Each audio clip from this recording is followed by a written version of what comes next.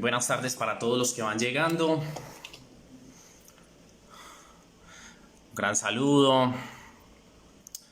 Víctor desde México. Dimas, gran saludo para ti. Alejandro. Estamos esperando que llegue el profesor Juan Ramón. Hola Karina, ¿cómo estás? Un gran saludo.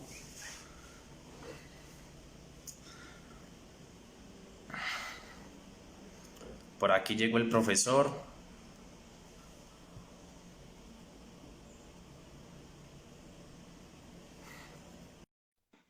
Un gran saludo para todos los que están llegando.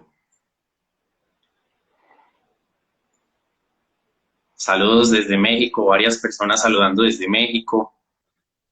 México lindo. Profesor Juan Ramón, muy buenos días. Buenas tardes allí. Estoy colocando un poco la luz.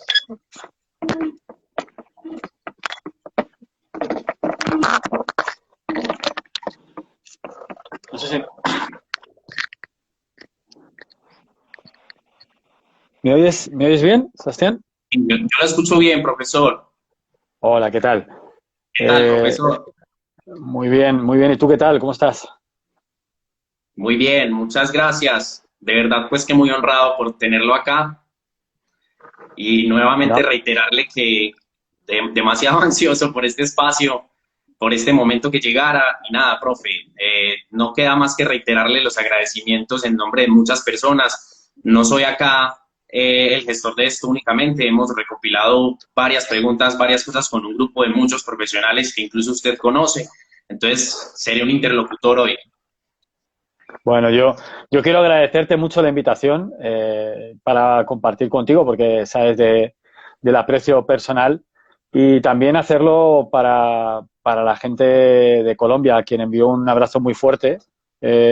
Son momentos complicados, supongo que por allá también estáis pasando por la situación en la que estamos todos inmersos. Os envío un abrazo muy fuerte, sabéis que me une algo especial también con ese país, con vuestro país, que es hermoso. Y aprovecho para eso, para enviaros un abrazo y agradecerte que me brindes la oportunidad de estar, aunque sea desde la lejanía, estar un poco más cerca hoy.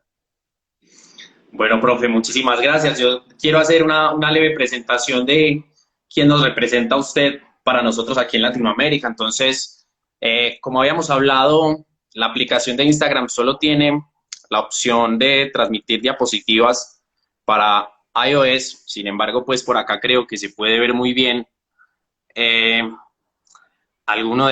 parte de la trayectoria del profesor. Realmente no nos alcanzaría un banner de este tamaño para plasmar lo que el profesor ha realizado en su carrera y que sumado a esto pues es un gran ser humano y como él reiteraba, la calidad humana es un asunto fundamental aquí en la formación de nosotros y pues reitero nuevamente, profesor, las gracias por estar acá. El profesor es el director del Instituto Internacional de Ciencias del Ejercicio Físico y Salud, un referente para nosotros en cuanto a lo académico. Y pues, sin más preámbulos, profe, no quisiera como centrarme aquí un montón, pero creo que para nosotros es muy claro que nos representa como un referente y que Muchas pues gracias. no solamente hoy día con estos lives lo conocemos y lo acercamos un poco más, pero realmente hace muchos años venimos leyendo sus aportes en este mundo del ejercicio físico y esperamos hoy, con algunas preguntas direccionadas, pues dilucidar algunos mitos con usted. Muchas gracias, Sebastián. Ya digo, hace muchos años que estuve en Colombia y desde entonces me enamoré de ese país, de sus gentes y de cómo sois. Y creo que tenéis una pasión por hacer bien las cosas y por nuestra profesión que dice mucho de vosotros. Todos estos años he tenido oportunidad de viajar por muchos lugares y conozco pocos lugares donde la gente tenga tantas ganas de hacer cosas. Y ante esas ganas solo cabe pues cosas como esta. Muchas gracias. Bueno, profesor, entonces, sin mucho más preámbulo, yo quisiera introducir esta temática que es desmitificando el entrenamiento de fuerza. Lastimosamente, si uno tiene que hablar de desmitificar es porque hay todavía muchas creencias en la comunidad sobre abordajes de este tipo de entrenamiento que quizás no son los más correctos y que a la luz de la ciencia pues tenemos un montón de aportes al día, ¿cierto? Entonces yo Sí. quisiera comenzar con una pregunta introductoria, profesor, y es, para usted qué es la fuerza, cómo la definiría y por qué todas las personas deberían entrenarla. Bueno, la fuerza ha evolucionado mucho la definición de lo que es fuerza, aunque debemos acudir a la base, es la física. Es decir, nosotros si tenemos que hablar de fuerza, tenemos que definirla desde un punto de vista físico, como toda causa capaz de modificar el estado de reposo, movimiento de un cuerpo o bien de deformarlo. Lo que ocurre es que en el ámbito del entrenamiento no nos interesa solo la perspectiva de la física, de la mecánica, sino también la perspectiva fisiológica, como la capacidad de generar tensión que tiene un músculo. Entonces, quizás el concepto que más nos interesa es el que Juan José González Vadillo definió al principio de los 90, que es el concepto de fuerza aplicada, que es la manifestación externa de la tensión interna generada en el músculo en un tiempo determinado. Eso es fuerza.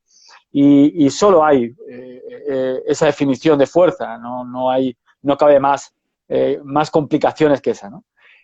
¿Por qué todas las personas tienen que entrenar la fuerza? Es algo muy sencillo de explicar. Y se resume con una frase que recientemente la he vuelto a rescatar de haberla oído hace muchos años y habérsela oído precisamente a Juan José González Vadillo, que es que el ser humano, todo lo que hace solo se deriva de dos cosas. Solo hay dos cosas que son las que hacemos y de ahí se deriva todo. Pensar y aplicar fuerza. Todo lo que hacemos, todo lo que hagamos, cualquier cosa que se nos ocurra, viene derivado de esas dos cuestiones, pensar y aplicar fuerza. Si yo escribo un libro, deriva de ahí, de pensar y aplicar la fuerza para que el bolígrafo, el ordenador o lo que sea, pues transcriba esas palabras. Todo lo que hagamos viene de ahí. Por lo tanto, nuestro propio desarrollo biológico, psicobiológico, depende precisamente del elemento más básico, que es la contracción muscular. Cuando uno ve a un bebé, cómo nace, yo ahora estoy viendo a mi hija y veo cómo tiene el control cefálico, adquiere el control cefálico a base de la musculatura del cuello, cómo de repente adquiere el control del tronco, y todos son unos principios de desarrollo motor que tienen relación fundamentalmente con el sistema neuromuscular. La fuerza es la capacidad. Fíjate, Sebastián, que somos de los pocos animales que hay en la Tierra en el cual la inactividad nos mata. Es decir, tú puedes ver a un oso que hiberna y es capaz de mantener un cierto nivel de rendimiento. Se levanta y puede fácilmente moverse, puede mover un árbol, sin embargo, el ser humano, pasar 15 días en cama le supone perder un tejido que es fundamental, que es la masa muscular y la fuerza. Entonces, eso nos tiene que hacer conscientes de lo importante que es movernos y, lógicamente, para movernos necesitamos aplicar fuerza. O sea, que creo que es un elemento básico. Aquí he puesto una diapositiva en la cual, simplemente por sostener con estudios, se puede ver como con una alta evidencia la fuerza, tener niveles adecuados de fuerza, se relaciona de manera inversa con cualquier caso de muerte. Es decir, tener mayores niveles de fuerza te hace tener menos riesgo de muerte por cualquier causa. Por lo tanto, creo que hay suficiente evidencia para intentar trasladar a la población de que el entrenamiento de fuerza es fundamental. Profesor, o sea que una conclusión importante de acá es que si no entrenamos fuerza, aumentamos el riesgo de morir. Sí, pues, por supuesto. Piensa, mira, la medicina ha conseguido que estemos muriendo más tarde, nos morimos con más años. La media de muerte en España, por ejemplo, está sobre los 83, 84 años, es un poco mayor en mujeres, es decir, las mujeres tienen más expectativa de vida. El problema ahora ya no es morirte, porque realmente ya no nos morimos a los 40 años de una enfermedad sencilla, simple, sino que somos capaces de vivir hasta los 80, 90 años. El problema es cómo los vivimos. Porque, claro, perdemos funcionalidad, perdemos capacidad para movernos, desplazarnos, acabamos siendo dependientes, teniendo patologías crónicas, degenerativas, etcétera, etcétera. Y entonces, ahí el elemento de la fuerza, de mejorar la capacidad de poder desplazarnos, de movernos, de ser autónomos y no ser dependientes, de no entrar en fragilidad, la funcionalidad depende directamente de la fuerza. Perfecto. Entonces, enlazando esa pregunta con la siguiente y partiendo de que todos los seres humanos deberían trabajar la fuerza y ante las múltiples conciencias nuevas que las personas han despertado, digamos, en esta contingencia y un momento inédito para todos, yo creo que muchas personas se están acercando al entrenamiento de fuerza. Entonces, partiendo de esto, ¿cómo podrían elegir entre tanta amalgama de opciones una buena opción para ellos? Es decir, un método o una forma de entrenar que se acomode mejor, si es que es posible elegir alguna.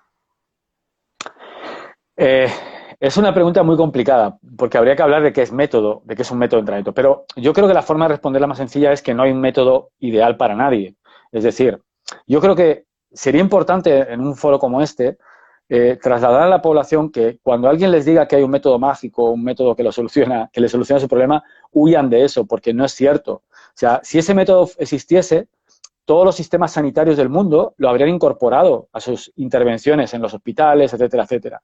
No existe un método ideal. Existe lo que se denomina individualización. Es decir, tenemos que ver a la persona que tenemos delante y darle el entrenamiento, darle los estímulos que se adecúen a esa persona y a sus objetivos y características. No hay una receta mágica, no hay una pócima mágica, y es así, lamentablemente, ojalá todo el mundo busca, ¿no?, esa receta mágica, pero no existe. Y hoy tenemos mucho conocimiento que nos permite saber qué es lo que tiene más potencial para mejorar a las personas. Pero también sabemos que, por ejemplo, no todo el mundo responde igual al ejercicio y que hay mejores respondedores que otros a determinados tipos de ejercicio. Entonces, no hay un método ideal, creo que hay que huir de los que venden métodos que solucionen todo, ¿no?, y que sean la panacea. Y creo que hoy hay demasiado entrenamiento personal. Creo que hay demasiado entrenador personal. Creo que tiene que haber más entrenamiento personalizado. Es decir, la clave no está en entrenar a una persona. Entrenar y fatigar a una persona lo puede hacer cualquiera. La clave está en entrenar a una persona atendiendo a sus características y a sus objetivos. Eso se llama personalizar el entrenamiento. No es entrenar a una persona. Es decir, el entrenamiento personal es que yo acompaño a una persona y le hago una serie de ejercicios que pueden ser más adecuados o menos. Pero personalizarlo es un paso más. Es ver qué tengo delante, darle los estímulos que creo que son más adecuados para él en función de sus características y sus objetivos. Entonces, no hay un método y creo que lo que sí tenemos que abogar es porque haya buenos profesionales. Un buen profesional, yo diría que más que escoger un método, escoge un buen profesional. Si coges un buen profesional, tienes más probabilidad de acertar. Un método, desde luego, no lo soluciona. Perfecto. Profe, muchas gracias por esas respuestas tan contundentes frente a estas preguntas. Sé que tal vez esta hora no alcance para profundizar mucho en algunas cosas, sin embargo, como yo le decía a usted al principio, el objetivo de esta charla es acercar también a las personas de a pie, ¿cierto? Las personas que nosotros entrenamos, que tal vez son quienes replican esos mitos constantemente. Puede que nosotros en nuestra profesión ya estemos acercándonos a dilucidar muchas cosas, pero estas cosas siento que son importantes por básicas que puedan sonar y dejárselas claras a las personas. Desde usted me parece fundamental. Entonces, enlazándole esa pregunta con otra, si no existe un método ideal ni nada de esto, las mujeres buscan a veces gimnasios para mujeres, formas de entrenar que son exclusivas para ellas. Y desde la fisiología que se plantea en esto, ¿qué piensa del entrenamiento diferenciado para hombres y mujeres? Bueno, que la mujer tiene diferencias psicobiológicas con el hombre es obvio. Eso no hace falta descubrirlo. Somos diferentes a nivel biológico, es obvio. Hay procesos fisiológicos que son exclusivos de la mujer. Eso es una obviedad, es una obviedad. Pero no creo que la mujer, por lo menos no hay una evidencia que nos muestre que la mujer necesite algo distinto al hombre, en el sentido distinto que no sea atender a las propias características de la mujer. Me refiero a que no hay un método para la mujer. Lo que tenemos, la mujer no está enferma, ni tiene una patología, la mujer tiene una realidad psicobiológica. Entonces, en función de la realidad de la mujer, hay que hacer un entrenamiento. Aquí he puesto una diapositiva que te la mandé para poner que la mujer no necesita nada diferente, nada más que un entrenador que sepa. Si el entrenador sabe, es capaz de adecuar los estímulos a la situación psicobiológica de la mujer en cada momento. Entonces, no es nada más que eso. Pero eso también pasa en el hombre, de manera distinta, lógicamente. Claro, a veces la mujer, por ejemplo, el ciclo menstrual se utiliza mucho para justificar que hay que programar el entrenamiento por el ciclo menstrual. Lo cierto es que el ciclo menstrual es una realidad biológica de la mujer, en el cual hay fluctuaciones hormonales que tienen que ver con los estrógenos, la progesterona, la hormona luteinizante, la folículo estimulante, etcétera, etcétera. Incluso hay cambios de la temperatura corporal. En la fase lútea, por ejemplo, podemos observar un cambio de temperatura corporal, pero dentro de un rango fisiológico. Es decir, no va a haber una modificación tan significativa salvo que la mujer sea deportista de alto rendimiento. Aquí sí tendría que decirte, Sebastián, que si la mujer es deportista de alto rendimiento, a lo mejor hay que tener un poquito más de atención a estos cambios, pero si la mujer no es deportista de alto rendimiento, la mujer necesita entrenar. Y necesita entrenar de forma adecuada, con la intensidad adecuada y con el volumen adecuado. Nada de pensar que la mujer es una persona, está mal decirlo, ¿no? Pero que tiene que entrenar menos la fuerza porque se va a masculinizar, o que va a tener un problema porque entrene la fuerza o porque entrene la resistencia, ni mucho menos. ¿Perdona? Yo, frente a los miembros superiores, que tienen mucho miedo de a veces entrenar los brazos y los miembros superiores. Sí, es muy sorprendente porque esto no va a ocurrir. Es decir, una mujer no se va a masculinizar a menos que, bueno, adopte estrategias que son peligrosas para la salud.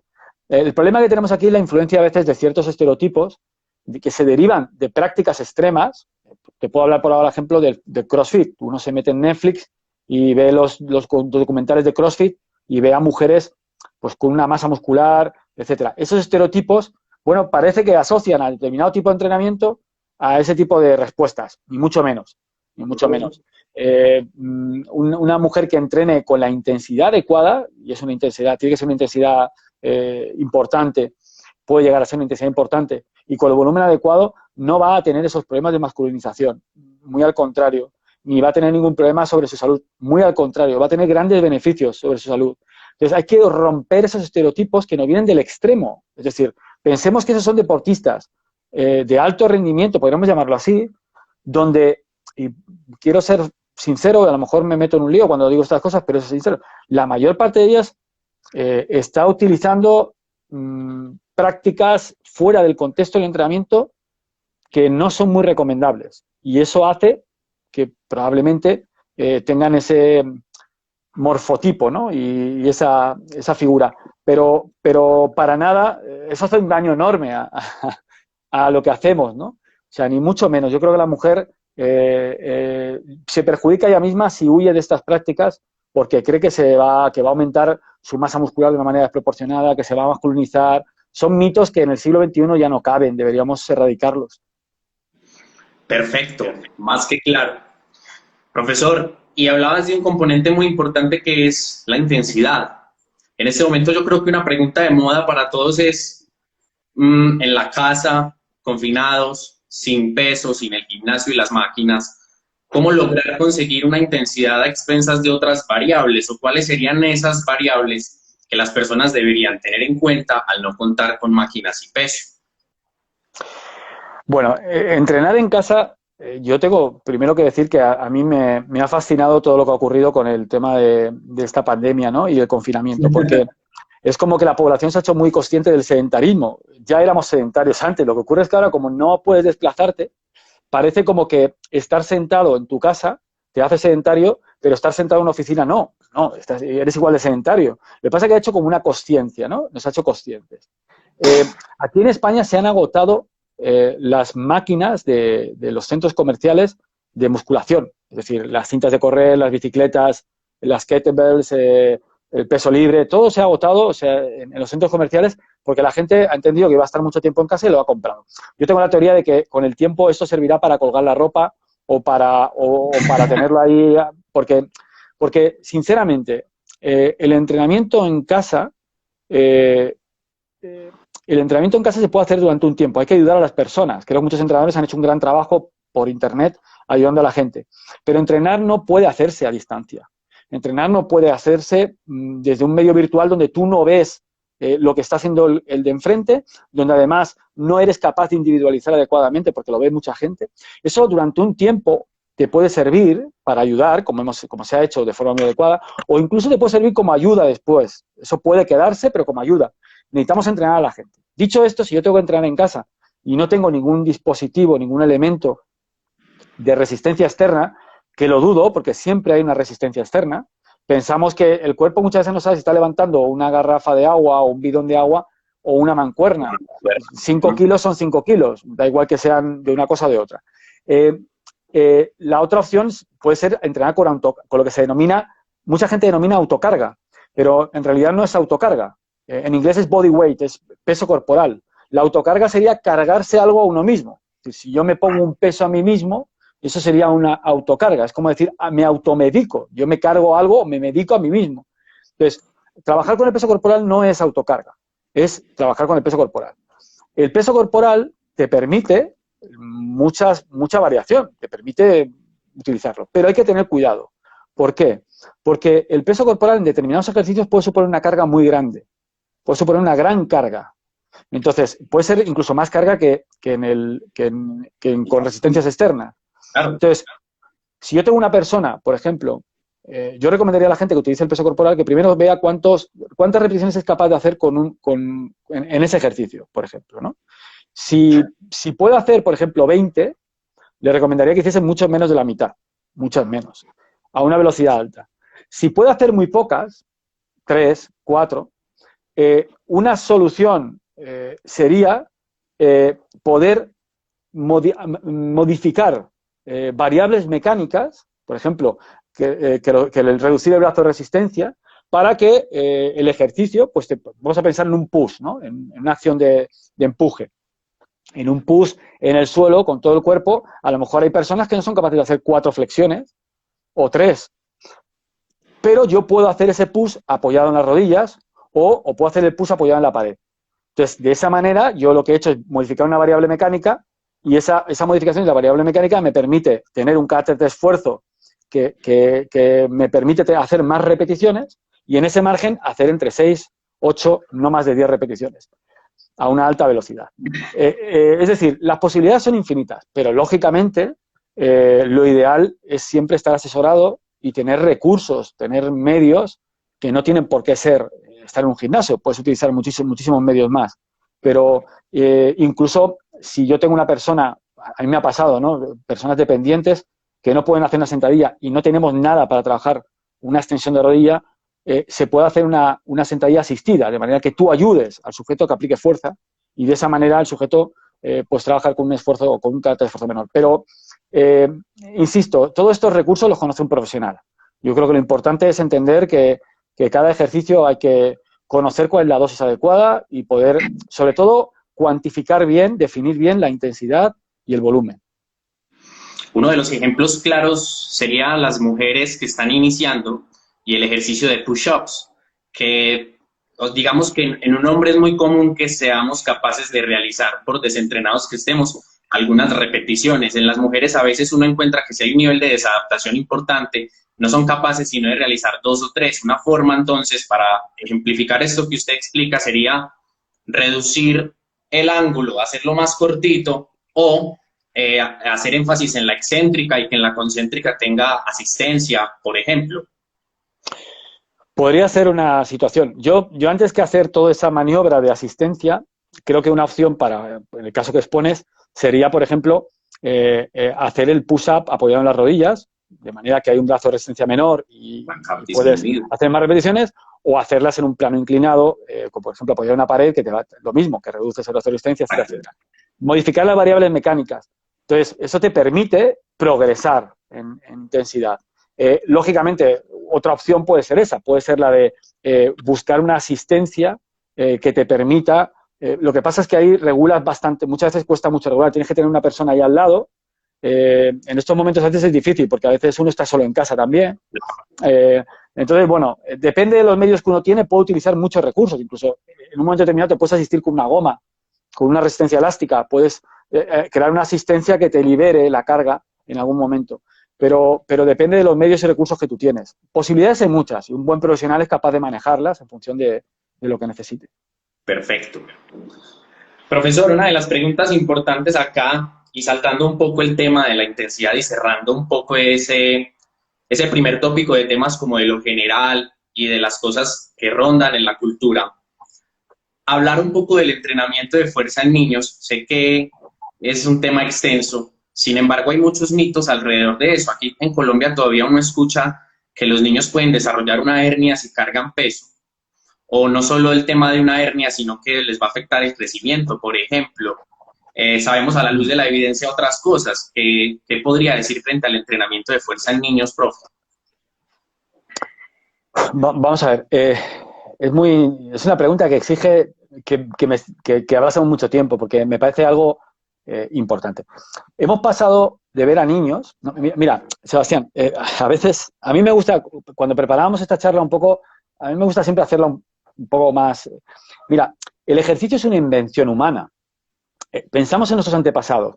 Nuestros antepasados, nadie de nuestros antepasados que corrían por la sabana, iban con un pulsómetro y se ponían al 70% del consumo de oxígeno máximo o al 70% de la frecuencia cardíaca reserva. Eso ni hacían un continuo variable, eso no lo hacían nuestros antepasados. ¿Por qué? Porque su estilo de vida implicaba desplazarse, hacerlo a distintas intensidades, muchas veces para huir de peligros, muchas veces para luchar y poder sobrevivir, para desplazarse y recorrer espacios y poder encontrar sitios donde poder vivir.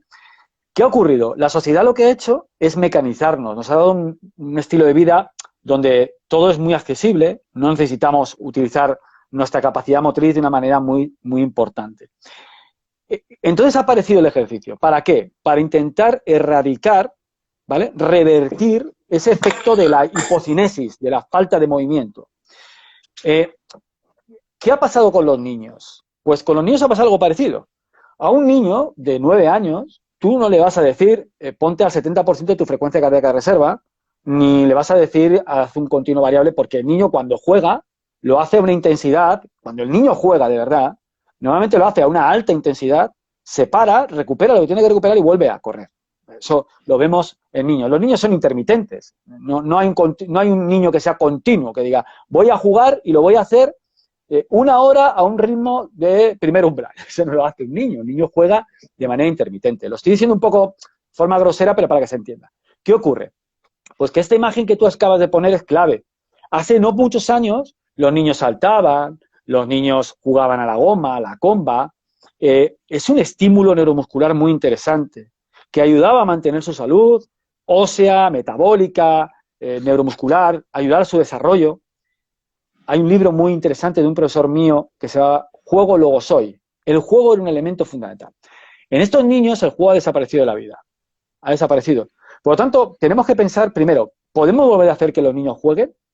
Decirle a un niño, niño, deja de hacer el tonto porque estés jugando, es un atentado a su desarrollo. El niño tiene que jugar, porque es su medio de interacción con el ambiente y facilita su desarrollo. Y si juega, lo va a hacer a una intensidad adecuada. Y si juega, va a mejorar todo lo que tiene que mejorar. ¿Podemos hacer ejercicio con el niño? Por supuesto, porque es una forma, podemos decir artificial, pero es una forma de poder revertir toda esta situación donde el niño está mucho con la tecnología, no se mueve, etcétera. Muchas veces, hablábamos antes de autocarga, pensamos que es mejor que el niño, por ejemplo, corra con otro niño en la espalda. Y, sin embargo, ponerle una resistencia aquí en los hombros, que puede ser una barrita, y que haga una sentadilla bien, eso nos asusta porque es muy peligroso, ¿no? Pero piensa que otro niño en la espalda es todavía más peligroso y mucho más inestable. El niño que esté en la espalda y está corriendo. Eso genera más problemas. O sea, que tenemos que hablar de problemas. Estamos hablando de muchas veces que tachamos de cosas naturales y positivas, cosas que son mucho más agresivas. El niño no tiene ningún problema porque trabaje la fuerza y lo haga con intensidades adecuadas. No hay ningún problema. ¿Y qué son intensidades adecuadas? Intensidades adecuadas pueden ser, en estudios de gente como Avery Fagenbaum, hablan de intensidades que pueden llegar a los 80 o los 90%, pero no haría ni falta. Un niño puede entrenar la fuerza sin ningún problema, intensidades de entre 40 y 60%, lo que implicaría hacer, por ejemplo, 6, 8 repeticiones con un peso que pueda hacer 20 o 30, y no va a tener ningún problema ni de crecimiento ni de lesiones si la técnica es correcta, lógicamente. Independientemente, es verdad que el niño tiene más capacidad plástica, ¿no? Como cuando nos dicen hay que recuperar el patrón del niño. Esto no es cierto. El adulto no es un niño en miniatura. Por lo tanto, el adulto no puede...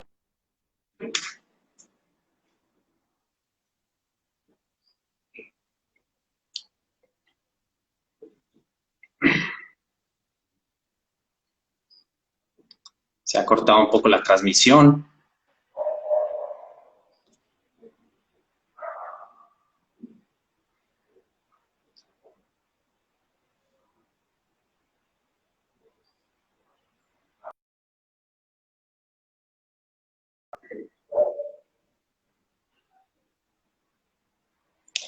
Una disculpa, creo que al profesor se le ha cortado la señal.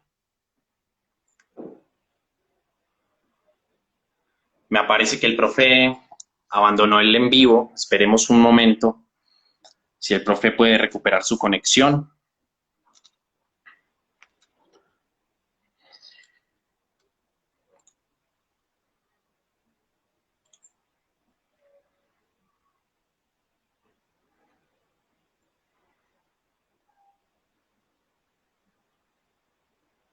Por aquí volvió a llegar. Vamos a ver qué pasó. Tranquilos que ya volvió. Por aquí está. Te Ya, pido, no hay problema. no sé lo que ha pasado porque no Puede toco pasar. nada. Lo siento. Pero bueno, simplemente, Sebastián, que estábamos hablando de los niños y Sí. hay evidencias de que no hay problema. Los niños tienen que entrenar, no van a tener ningún problema si se supervisa el trabajo de forma adecuada. O sea que no hay ningún problema. Discúlpame, por favor, ¿eh? Bueno, profe, hay muchas preguntas y mucha interacción de las personas que están conectadas. Quisiera pues como adelantarles que sí, que el tema de adulto mayor se tocará enseguida, que muchas de las preguntas que están rondando en el chat ya están aquí condensadas, que precisamente eso fue lo que buscamos, tratar de condensar un poco este tema tan extenso que sabemos que representa cursos enteros universitarios, pero acercarnos de una manera breve a esto. Entonces, concluimos con los niños, profe, que no hay ningún tipo de riesgo en el entrenamiento de fuerza, que a veces predicamos el entrenamiento con la carga externa de un compañero que hasta puede estar en una situación de sobrepeso y puede representar mucho más que una barra, y es más el temor a ejecutar algo, y replicamos mitos todo el tiempo frente a eso. Entonces, me alegra mucho haber podido hablar y develar un poco sobre el tema de los niños. Profe, otra de las preguntas que tenemos, ya estamos hablando de grupos poblacionales, sigue el entrenamiento en adulto mayor. Vamos a saltar de los niños a los adultos mayores y ahorita vamos al tema de obesidad. Con el tema de adulto mayor, ¿existe alguna diferencia en la metodología de abordar el entrenamiento de fuerza con una persona joven, un adulto joven, sano? Si hablamos de metodología, que quiere decir, la metodología al final es la forma de hacer algo con orden, no es nada más. Es decir, yo cuando hablamos de metodología, es la asignatura que yo imparto en la facultad, hablamos de escoger unos ejercicios, darles un orden y aplicarles un volumen, una intensidad, etcétera. Eso es la metodología. Básicamente no hay ninguna diferencia. Lo que sí es cierto es que la situación psicobiológica del adulto mayor es distinta a la del joven, ¿no? Del adulto joven. Vamos a hacer voy a hacer un esquema mental un poco, sin tenerlo muy preparado, pero un esquema mental que se me ha ocurrido ahora. Una persona, por ejemplo, la fuerza y la masa muscular alcanza su pico aproximadamente sobre los 20 años, ¿vale? O sea que cualquier persona que hay aquí, 20, 25 años, es cuando alcanza el pico de fuerza y de masa muscular. Antes de esa edad hay que conseguir mejorar esa fuerza y esa masa muscular, sobre todo la fuerza, porque va a ser muy importante que cuanto mayor sea el pico, mucho mejor. A partir de esos 25 años, empezamos a perder entre un 1 y un 3% por año de fuerza. Lógicamente, esa es la gran lucha a partir de ahí. La gran lucha es mantener esos niveles de fuerza, incluso incrementarlos en la medida de lo posible. A partir de los 40-50 años, se va a acelerar ligeramente el proceso de pérdida de fuerza y masa muscular, y a partir de los 50 hay una aceleración importante, ya llega a ser una pérdida del 6-8% aproximadamente. Y otra aceleración más importante a partir de los 80 años aproximadamente. Esto es muy importante porque es verdad que aunque la metodología en sí no cambie, la situación psicobiológica, quiere decir, la capacidad de respuesta al entrenamiento sí cambia. Sí cambia porque, pues yo lo noto, yo tengo ya casi 50 años y yo no puedo entrenar como entrenaba. Es más, no es que no pueda entrenar, es que no puedo recuperar igual. O sea, yo con 20 años entrenaba todos los días y me era capaz de entrenar un día, incluso ese mismo día por la tarde me decían los amigos de ir a jugar al fútbol y me iba a jugar al fútbol. Ahora, a mí, yo entreno hoy por la mañana y me dicen esta tarde ir a jugar al fútbol y te digo, mira, no porque es que no, y mañana no puedo moverme. O sea, es decir, es una realidad psicobiológica que el cumplir años, hay procesos celulares que atienden, ¿no? que ocurren. Eso tiene para mí una lectura muy importante, que es la que me gustaría dejar aquí, que es que las personas, los adultos mayores, tienen que entrenar menos que un adulto joven. Es decir, su entrenamiento no es necesario que tenga probablemente ni el volumen ni la intensidad de un adulto joven.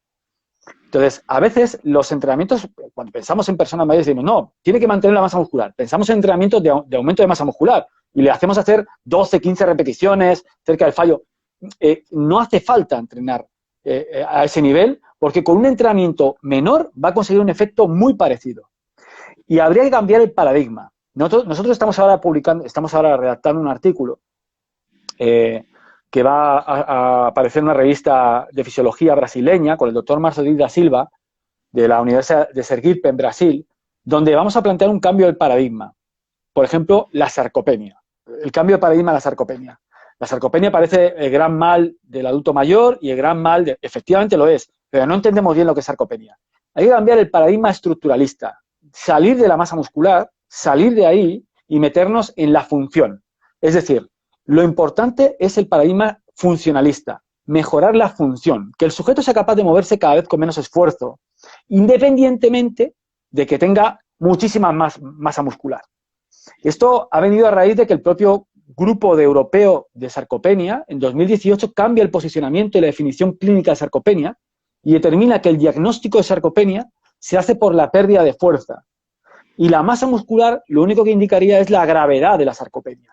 Por lo tanto, el cambio de paradigma es muy relevante, porque significa, salimos de un paradigma estructuralista donde la masa muscular lo definía todo, y nos vamos a un paradigma funcionalista, donde la función muscular, la capacidad de aplicar fuerza, es el elemento clave. Y eso hace que el entrenamiento a lo mejor no tenga que generar tanto estrés metabólico y tanta fatiga.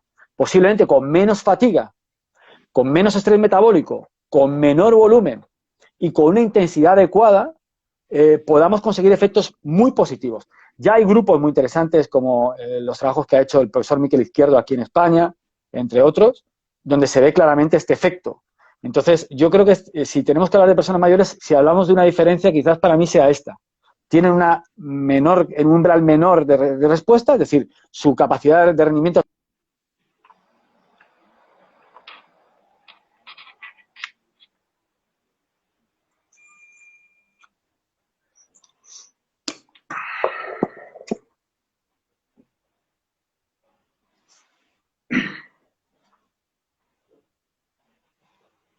Bueno, veo que se bloquea un poco el internet. Vamos a tener un poquito de paciencia. Esto puede...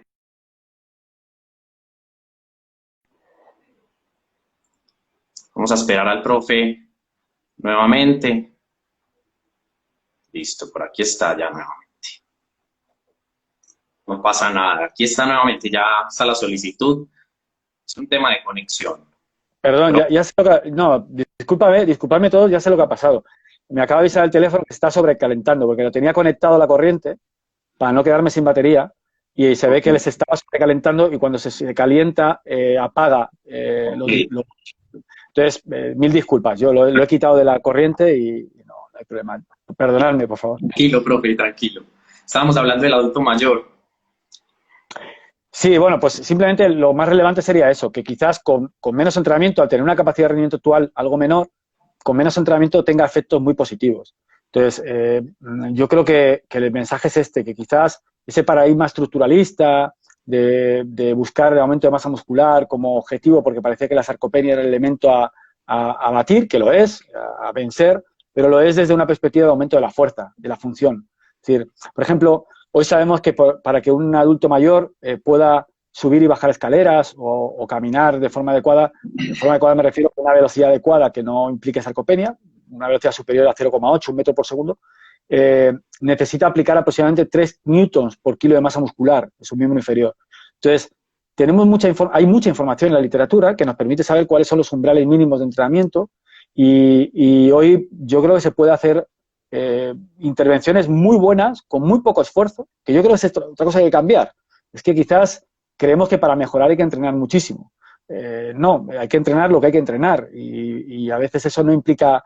yo creo que hemos hecho mucho daño, no queriendo, pero yo he caído también en eso, apostando por la fatiga, es decir, buscando entrenamientos muy fatigantes para que la población crea que llegue a creer que si no se fatiga no consigue objetivos. No Nada pain, más no cierto. gain. Claro, la fatiga es necesaria, cierto grado de fatiga, pero no tiene por qué ser una gran fatiga, puede ser una fatiga mínima, la imprescindible. Y es muy importante porque el otro día, hablando con un compañero también de fuera de España, me decía que hay sujetos que parece que psicológicamente necesitan esa fatiga. Es decir, hay sujetos que si no alcanzan eso, parece que no disfrutan, que no superan el umbral mínimo de disfrute, que no sienten que han conseguido el objetivo. Es probable que exista un tipo de personalidad, no es mi especialidad, donde ese elemento exista, pero nuestra obligación es decirle a la población que entrenando bastante menos de lo que se ha venido haciendo, se están consiguiendo muy buenos resultados. Y eso es una buena noticia, porque significa que quizás no tengamos que hacer que la gente esté mucho tiempo entrenando y que se fatigue mucho para conseguir cosas muy positivas para la salud. Perfecto. Muchas gracias por develar un poco todo lo que ronda alrededor del adulto mayor, sí, y que pues en Colombia, en nuestro contexto, es muy factible ver que se le protege demasiado y a veces se le pone como en una cuna de cristal, una urna de cristal que no puede trabajar, no puede entrenar. Claro está, el mismo contexto y la forma de llevar su vida hacen que desarrollen fragilidad gran parte de este grueso poblacional y los vemos con lentitud, los vemos con una pérdida de postura. Pero entonces, partiendo de esto, profe, cuando ya tenemos adultos mayores frágiles, ¿cuál sería esa estrategia? En un adulto mayor frágil hay que contemplar, lógicamente, la capacidad que tiene a nivel motriz para intervenir. Es decir, muchos de estos adultos mayores, pues si los ponemos, por ejemplo, a hacer un test de sentarse y levantarse una silla, a veces no son capaces ni siquiera de sentarse y levantar, o sea, de levantarse la silla en una vez. Claro. Entonces, hay que partir de contextualizar, de conocer el escenario donde nos estamos moviendo para poder hacer la intervención. Como en cualquier intervención hay que saber pues qué persona tenemos delante. En esos casos, todavía es más importante esto. Es decir, entrenando muy poco se va a conseguir muchas cosas con esas personas. Muchas. Entonces, hay que entrenar lo justo para conseguir esos beneficios, que muchas veces son hacer no más de 4 o 6 ejercicios de entrenamiento, y a veces no tienen que ser ejercicios muy complejos, simples empujes de miembro inferior, tracciones de miembro superior, etcétera, ya sirven para conseguir grandes beneficios al principio. Sirve con entrenar a veces una vez a la semana la fuerza y otra vez la resistencia, si pueden hacer trabajo cardiovascular. Si no, pueden entrenar 2 veces a la semana la fuerza. Es necesario al menos esos 2 estímulos. Y luego habría que considerar también trabajar el control motor. Es decir, son personas que, por ejemplo, aparte de que tienen un gran deterioro de la capacidad funcional y una gran pérdida de fuerza, son personas que a nivel de control motor tienen a veces ciertos déficits, incluso para mantener el equilibrio, etcétera, etcétera. Entonces, hacer ejercicios de control motor que salen fuera del contexto de lo que es mejorar la fuerza como objetivo, sino que el objetivo va mucho más allá, es muy necesario incluirlos en este tipo de poblaciones. Un pensamiento absolutamente funcional entonces y que reafirma cosas que quizás en el pasado ya hemos dicho, que lo importante no es el componente estructural, sino lo que yo pueda lograr con el entrenamiento muscular en la vida, esa transferencia o esa forma de llevarlo a las cosas cotidianas que realmente ponen en riesgo a una persona como un adulto mayor frágil. Le agradezco mucho, profe, por este pequeño espacio de adulto mayor, que es algo mucho más para hablar. Créame que esto es mucho más largo, pero me gustaría continuar con la siguiente pregunta y aprovechar el tiempo que nos queda, que se nos empieza a acabar. Profe, tenemos otra pregunta con respecto a la obesidad. Hoy tenemos una epidemia muy grande, quizás más grande que el COVID-19 y quizás más vieja, de vieja data, viene creciendo fuertemente desde los 70s y la modernización. Sobrepeso y obesidad en Latinoamérica es, profe, algo con lo que estamos lidiando fuertemente. Países como México están muy disparados, Colombia va hacia allá por temas contextuales y todo esto. Teniendo en cuenta el entrenamiento de fuerza y sus múltiples beneficios, profe, ¿usted cree que puede ser la estrategia primaria para manejar el sobrepeso y la obesidad? Para mí, Yo pertenezco a la Sociedad Española de Estudio de Obesidad. Ahora mismo estamos desarrollando una serie de publicaciones que vamos a sacar próximamente con esta sociedad, en concreto algún libro y alguna publicación más con endocrinos y especialistas en este ámbito. Y yo he llegado a una conclusión muy clara. No podemos hablar del obeso como si fuese todos los obesos fuesen iguales. Es decir, la realidad es que cuando hablamos de este problema, hemos fracasado y tenemos que... uno de los problemas que tenemos ahora mismo en España, por ejemplo, y creo que en el mundo, es que los políticos a veces no reconocen la verdad, ¿no? Es decir, les cuesta reconocer lo cierto. Pues si uno se equivoca y no pasa nada. Creo que tenemos que reconocer que hemos fracasado. Y hemos fracasado sobre todo el ámbito que a mí me ocupa, que es el ejercicio físico, y también los responsables de nutrición. Hemos fracasado. Estamos volviendo locos a la población con si hay que hacer ayuno intermitente o si hay que hacer 5 comidas al día o vete a saber qué estrategia, ¿no? O determinado tipo de dieta. Y la realidad es que no cesa de crecer el número de personas que tienen este problema. Entonces, cuando tú ves que esto crece y que hay cada vez más información y cada vez hay más gente formada y hay más universidades y hay más recursos, algo no funciona. Es decir, hay algo que no funciona porque no es una relación lineal. Es decir, más información, más formación, más técnicos, más universidades, pero estamos más obesos que nunca. Por lo tanto, tenemos que partir de la base de que si queremos conseguir algo distinto, no podemos seguir haciendo lo mismo. No podemos, porque lo que hemos hecho hasta ahora no ha funcionado. Hay que saber por qué, pero no ha funcionado. Para mí, y es algo que ahora mismo estamos trabajando mucho en ello, es porque hemos querido comprender la obesidad como un único problema. La obesidad es un problema complejo y cada persona, si yo tengo un obeso delante, tengo que saber cuál es el problema de esa persona. Pero no solo cuál es el problema, sino cuál es su realidad. Hay obesos que se pasan la vida a dieta. Hay personas que comen una vez al día pensando que así porque le han contado que todo es cuestión de un balance energético. Hay personas que tienen serios problemas para regular su ingesta. Hay personas que no pueden hacer el ejercicio físico todo el que quisieran. Hay personas con limitaciones funcionales. Hay personas que tienen sobrepeso y no tienen obesidad. Hay personas que tienen obesidad pero son activas y hacen mucho ejercicio. Y tienen una composición corporal con un alto componente graso. Entonces, para mí, el primer punto es evaluar bien al obeso. Es decir, si yo quiero tener una herramienta que pueda conseguir su objetivo, tengo que saber qué obeso tengo delante.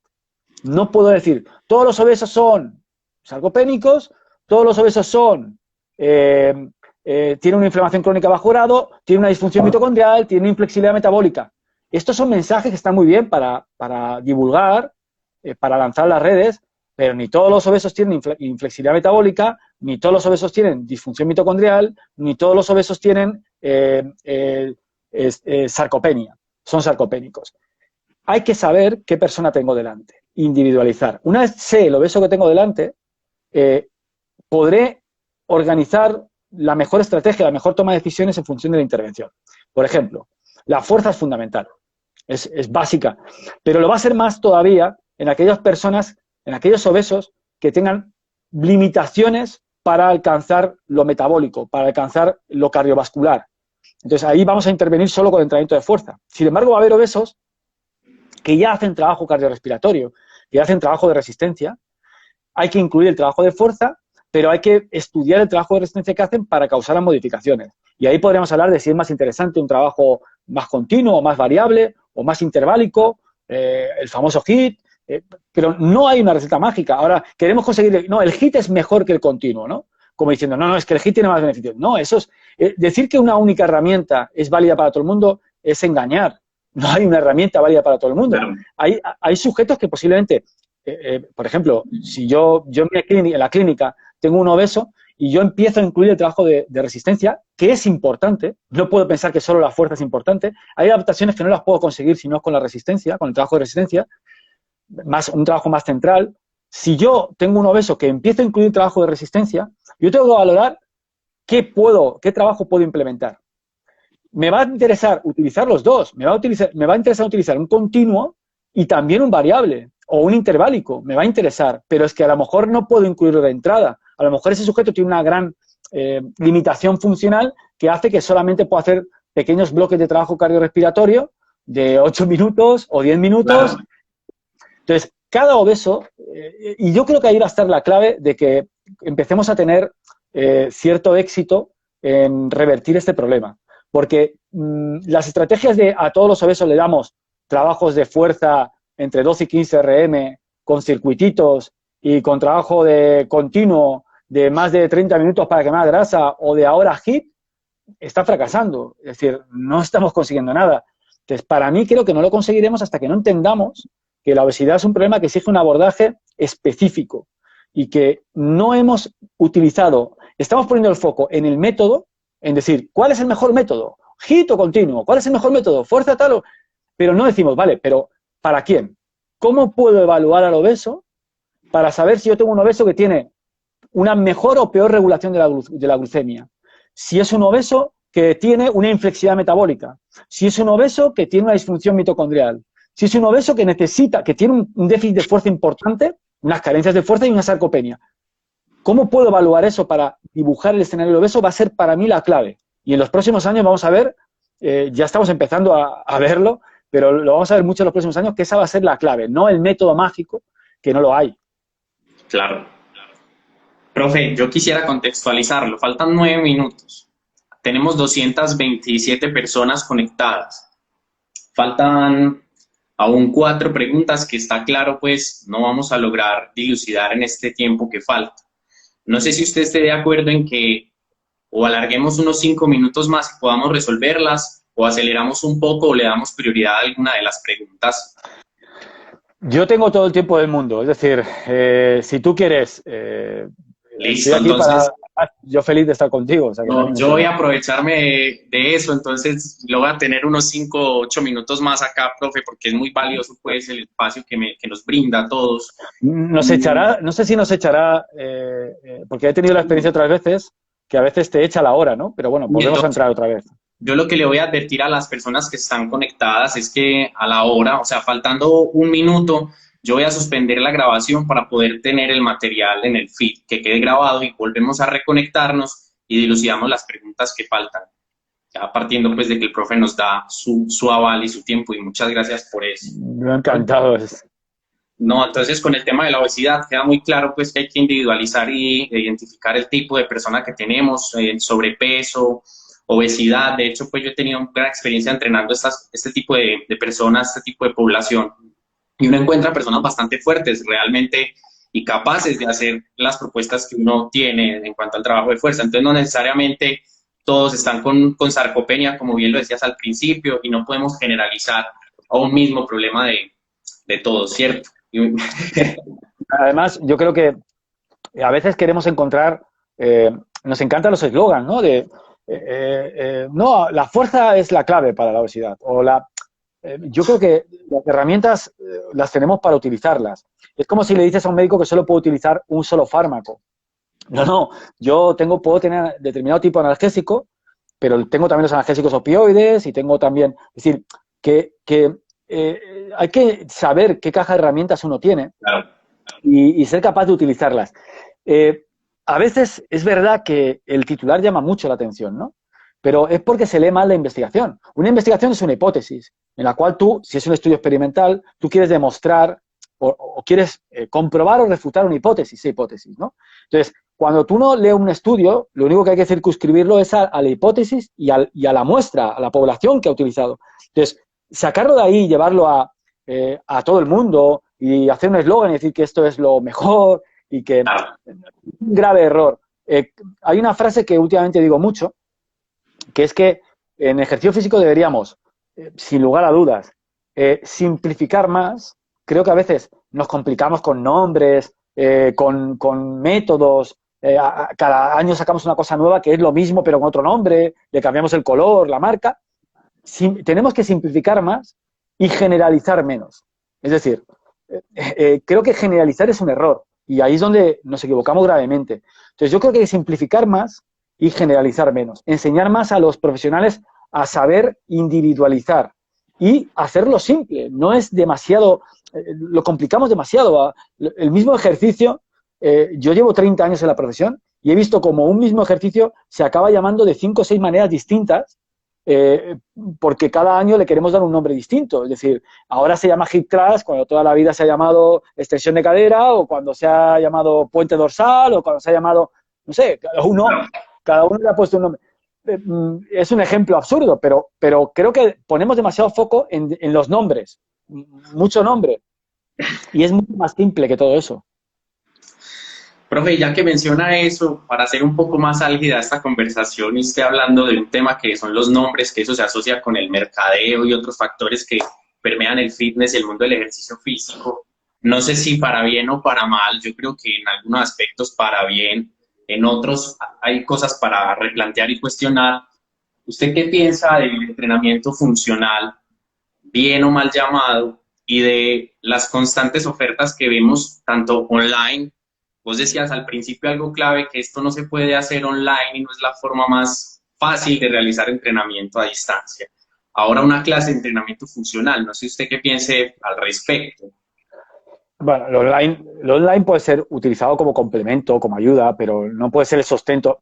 Yo no conozco ninguna ciencia seria, es decir, pensemos a la que nos queremos parecer a la medicina, pero uno no hace telemedicina, la telemedicina existe, pero como ayuda. Claro. Al final el médico necesita verte, necesita valorarte, escucharte. Entonces, sí podemos utilizar lo virtual como ayuda, como complemento, pero el entrenamiento tiene que tener esa parte presencial. El término funcional es un término que se ha prostituido, si me permitís la expresión, de una manera increíble. Se habla de entrenamiento funcional, se habla de ejercicio funcional, se habla de fuerza funcional. Vamos a ver, el término funcional en el diccionario, el diccionario es lo único que define las palabras que utilizamos en Colombia y aquí en España. Es decir, funcional, es que mejora la función, ¿sí? Atiende a la función, es relativo, perteneciente a la función. Aquel entrenamiento que permita mejorar la función es funcional. Entonces, todos los entrenamientos tienen un solo objetivo, que es mejorar la función. Es decir, no hay un entrenamiento funcional y otro que no lo es. Porque entonces, el que no lo es, ¿para qué lo haces? Si tú haces un entrenamiento que no es funcional, significa que o no ayuda a mejorar la función o que la perjudica. Por lo tanto, es una pérdida de tiempo o es incluso un atentado a la salud. Por lo tanto, cuando uno dice, bueno, aquí hacemos entrenamiento funcional, en esta zona, y en esta zona no. Entonces, ¿qué hacemos en esta zona? O sea, es que no tiene sentido. Y encima, ese entrenamiento funcional se asocia a determinado tipo de ejercitación o de aparatos o de dispositivos que no tiene sentido. Es decir, yo tengo una persona de 80 años y la siento en una prensa y le hago que empuje con la pierna la prensa y que haga una acción de empuje y mejore su fuerza con eso y esa persona mejora su función. Y no le he puesto encima de un Bosu, ni he puesto una goma, ni he hecho un drills, ni he hecho... No, simplemente, o sea, que todo lo que es funcional, lo que funciona, lo que mejora la función. Entonces, todos los entrenamientos son funcionales. ¿Cómo se puede hablar de una fuerza funcional? Entonces, hay una fuerza que no es funcional. Hay una fuerza que no mejora la función. O sea, que no me permite moverme mejor. Es absurdo. O sea, no nos damos cuenta que cuando utilizamos ese término, es como cuando se dice en el gimnasio. Voy a hacer un ejemplo muy burdo, muy absurdo, pero actividades, cuerpo, mente. Bueno, ¿y las otras actividades qué son? Solo cuerpo. O sea, la mente nos la quitamos y la dejamos para hacer solo cuerpo. Es absurdo porque estamos dando una imagen muy pobre ante otra serie de áreas, de profesiones, de ciencia, áreas científicas, como que somos unas personas que nos gusta clasificar las cosas de una manera más comercial que rigurosa. No, funcional es todo aquello que mejora la función. Y todo entrenamiento pues es funcional. Quizás no tendríamos ni que ponerle apellido. El entrenamiento, ya solo si es entrenamiento, tiene que ser que mejore la función. Entonces, desde mi punto de vista, no hay problema en utilizar el término funcional si se utiliza adecuadamente. Pero es un adjetivo que se pone al término, que se añade al término, dime. Qué pena, nos quedan 20 segundos. Voy a cortar acá y nos volvemos a conectar. Vale.